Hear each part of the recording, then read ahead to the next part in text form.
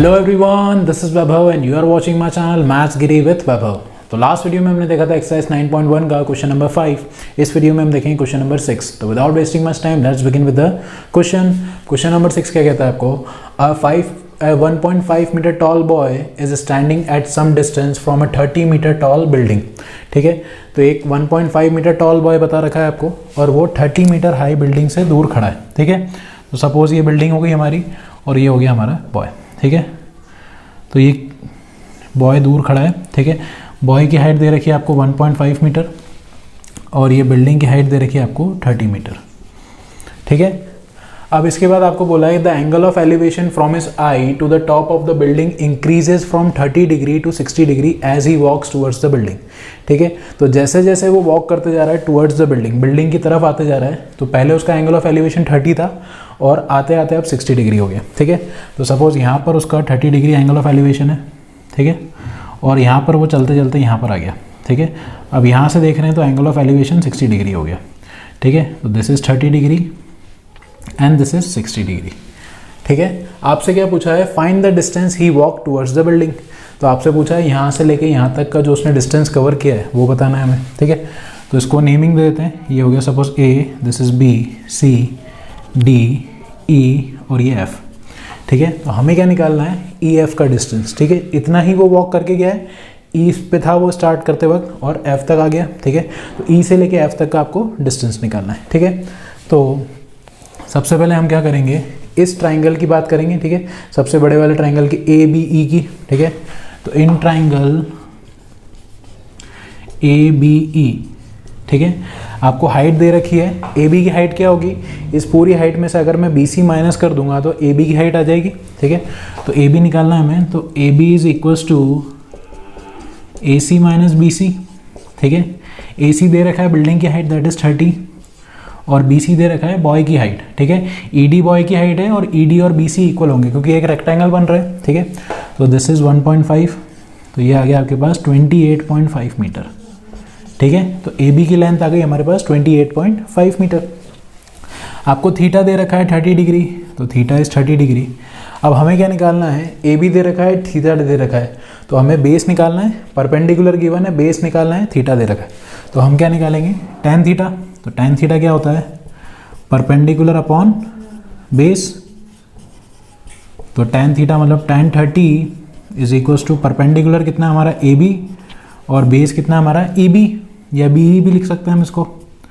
ठीक है, तो tan 30 is 1/√3 is equals to A B. A B कितना है? अभी हमने देखा 28.5 और बी ई तो निकालना है हमें।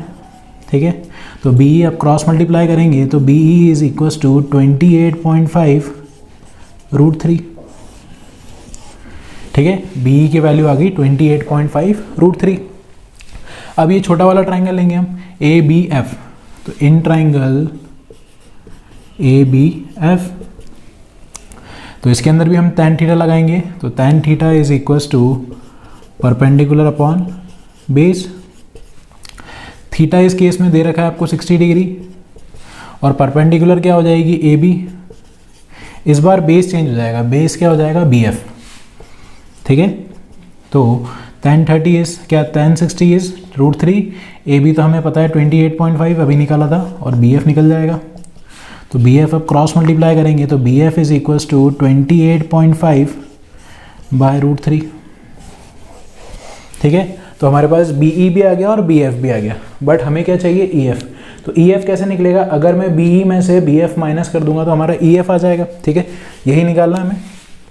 तो हम क्या करेंगे? B E is equals to E F plus B F और हमें क्या निकालना है? E F. तो ई एफ क्या हो जाएगा? E F is equals to B E minus B F. इसकी वैल्यू पुट कर देते हैं, तो बी ई की वैल्यू थी हमारे पास 28.5√3 माइनस बी एफ की वैल्यू है हमारे पास 28.5/√3। अब इसका एलसीएम ले लेंगे तो एलसीएम क्या आ जाएगा? 1 और √3 का √3 आएगा। ठीक है, तो एलसीएम तो आ गया √3, ये हो जाएगा आपका 28.5 इंटू √3। ठीक है, √3 एक तो खुद का ही था और एक ही उधर गया तो मल्टीप्लाई हो गया, माइनस 28.5। तो दिस विल बिकम 28.5 √3 इंटू √3 क्या हो जाएगा? 3 और 28.5 कितना होगा? 85.5। 85.5 माइनस 28.5 अपॉन रूट 3। तो ये 85.5 माइनस 28.5 तो कितना हो जाएगा 57। तो ये आ गया 57 अपॉन रूट 3। अब हमने 9th में ये पढ़ा है कि डिनोमिनेटर कभी भी रूट में नहीं होता है, ठीक है। तो उसको रैशनलाइज करेंगे, तो रूट 3 से ऊपर नीचे मल्टीप्लाई कर देते हैं। तो this will become 57 root 3 divided by root 3 into root 3 3। तो ये कैंसिल आउट हो जाएगा। तो फाइनली आंसर क्या आ गया हमारे पास 19 रूट 3 मीटर, ठीक है। तो आपसे क्या पूछा था कि कितना डिस्टेंस उसने वॉक किया EF, तो EF की वैल्यू क्या आ गई 19 रूट 3 मीटर, ठीक है। तो this is the distance he walked, ठीक है।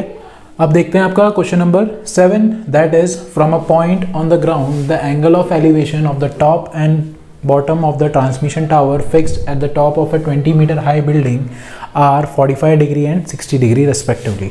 तो आपको दे रखा है कि एक पॉइंट ग्राउंड से लिया है हमने और एक ट्रांसमिशन टावर है वो एक बिल्डिंग के ऊपर रखा है, ठीक है। तो सपोज ये यहाँ तक होगी आपकी बिल्डिंग और इसके ऊपर एक ट्रांसमिशन टावर है और एक ग्राउंड पे एक पॉइंट लिया है हमने, ठीक है।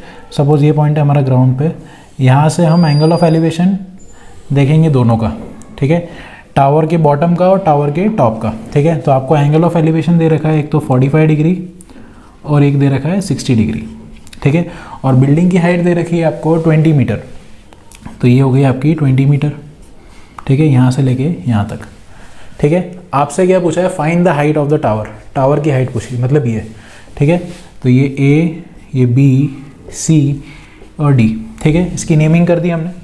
अब आपको क्या पूछा है AB की लेंथ बतानी है, ठीक है। तो सपोज AB की लेंथ को हम मान लेते हैं X, ठीक है। Let the height of tower, let the height of tower be X, ठीक है। हाइट ऑफ टावर को हम मान लेते हैं X, ठीक है। तो आपसे क्या पूछा है X ही पूछा है, तो हम सबसे पहले लेंगे ये वाला triangle, in triangle ACD, ACD ये बड़ा वाला ट्राइंगल ले रहे हैं हम। इसके अंदर थीटा कितना दे रखा है आपको 60 डिग्री, तो theta is equal to 60 degree और बेस क्या है CD, ठीक है। और हाइट हमारे पास क्या है पूरी A से लेके C तक की, ठीक है। तो हम क्या लगाएंगे tan थीटा, तो tan theta is equal to perpendicular upon base, ठीक है। परपेंडिकुलर तो tan 60 डिग्री, परपेंडिकुलर क्या हो जाएगी यहाँ से लेके यहाँ तक मतलब AC अपॉन बेस क्या हो जाएगी CD, ठीक है। tan 60 की वैल्यू होती है √3, AC मतलब यहाँ से लेके यहाँ तक पूरा, तो यहाँ से लेके यहाँ तक की हाइट क्या हो जाएगी x + 20, ठीक है। तो this is known as x + 20 upon CD तो एज इट इज रख देते हैं, ठीक है। अब ये उधर जाएगा तो CD is equal to x + 20 divided by √3।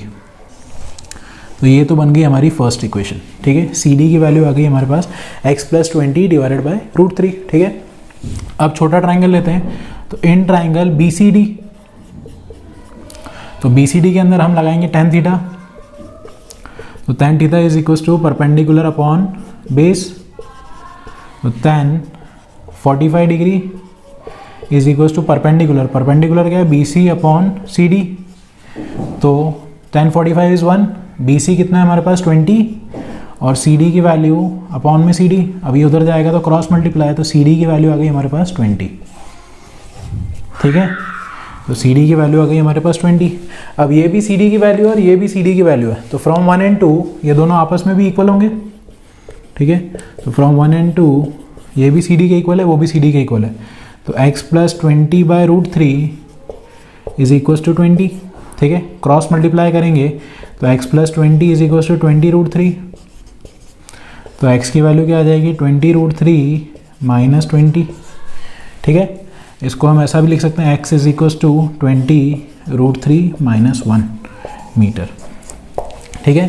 तो आपसे क्या पूछा था x की वैल्यू ही पूछी थी, हाइट ऑफ द टावर, तो हाइट ऑफ टावर क्या हो गई 20 ब्रैकेट √3 माइनस 1 मीटर, ठीक है। तो इसी के साथ आपका क्वेश्चन नंबर 7 कंप्लीट होता है। Will be doing question number 8 in our next video. अगर ये वीडियो आपको अच्छा लगा हो तो please do like it and share with your family and friends, and for more such videos please subscribe to my channel maths Giri with Vaibhav. Thanks for watching this video. Thank you, have a nice day.